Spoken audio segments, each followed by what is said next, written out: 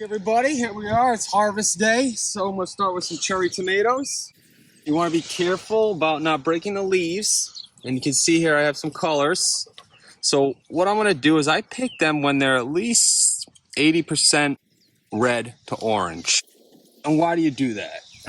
Well, you can definitely pick tomatoes green or even with a little bit of coloring and ripen them inside, but they're just not gonna have that vine ripened freshness. As this cherry tomato sits on the vine, the sugars develop as it ripens, and it's just a much better tasting tomato than if you pick this, say, like this one right here. It's definitely not ready, but you could pick that and let it ripen inside. The only exception to that is if you have heirloom tomatoes or if you know you're going to get a lot of rain. What happens is you get a lot of rain over a few days or even one day, the roots soak up all that water, they push it all to the tomato fruit, and then what happens is the tomatoes can start to split or pop, or they just become watery and kind of lose some flavor because there's just so much water in there. So that would be the only exception. Watch out for little thieves. Ollie, you steal a tomato? So now we come down here, we have some sun sugars or sun gold. They're yellow. Probably the best tasting cherry tomato there is. The only problem is it doesn't have a very long shelf life. So if you grow this one, you got to eat it within a few days. There's another little issue I want to show you about. You might have even seen this with big tomatoes or little tomatoes. You can tell that a lot of the tomato is red, but the top is still green or like an orangey yellow.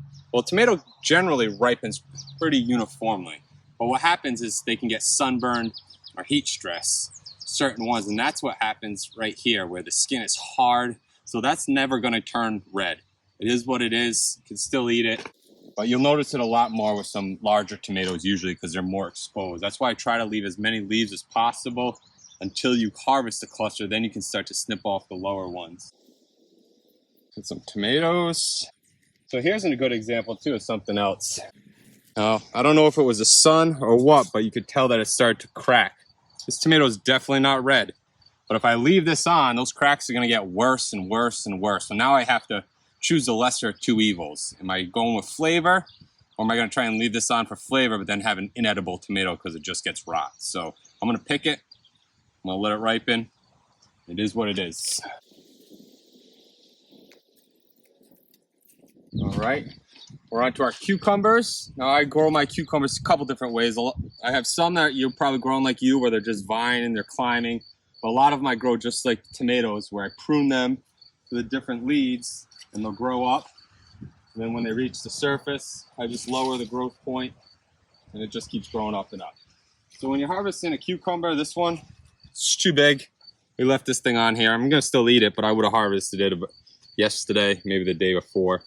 But you don't want to yank because you can hurt the stem. So what I always do is I just put my index finger below the stem. With my thumb, I just push, just snaps away. There's hardly any stress to the plant. Excuse me, Ollie.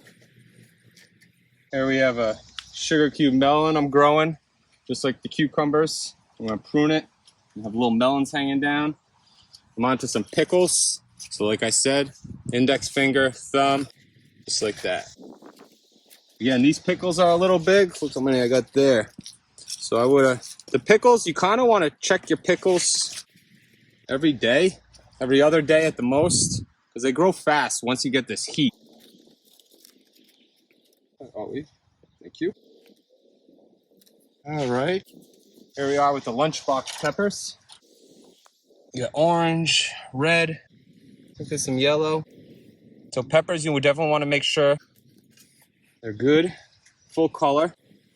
And most peppers start green, so I'm going to show you. I like to wait until they're full color, but see how that one's not? That's still going to be all right to eat. Just picture it being a green pepper. It's just a little bit more ripe and sweeter when you let these change color. So, see, here's an example how it starts. They all start green, and then they just change. You can use clippers for peppers, or kind of that same technique I just showed you, the cucumber. Or you put one, just like that, one below, one up. Use your thumb, push the fruit. All right, here we are in zucchini. Just like that, the zucchini. It's got a thick stem. You can't really snap it, so use some clippers or a knife. Being careful not to cut any other fruit or any of the other stems or leaves. I just pick off that flower bud. I got my celery here. Well, if you're growing celery, one thing I like is you don't have to wait for the whole plant. You know, that's a lot of celery to eat at once. So once these get to size, start snapping off some outer ones. You can eat them.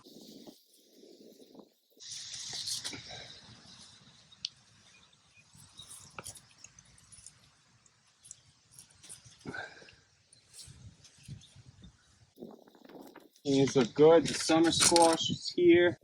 I'm gonna let that one grow a little bit more though. I got my bell peppers. Again, starting green. You can leave them. They're gonna be a little while before they're ready. One of my favorite kales, Red Boar from Johnny's. There's beautiful colors on that.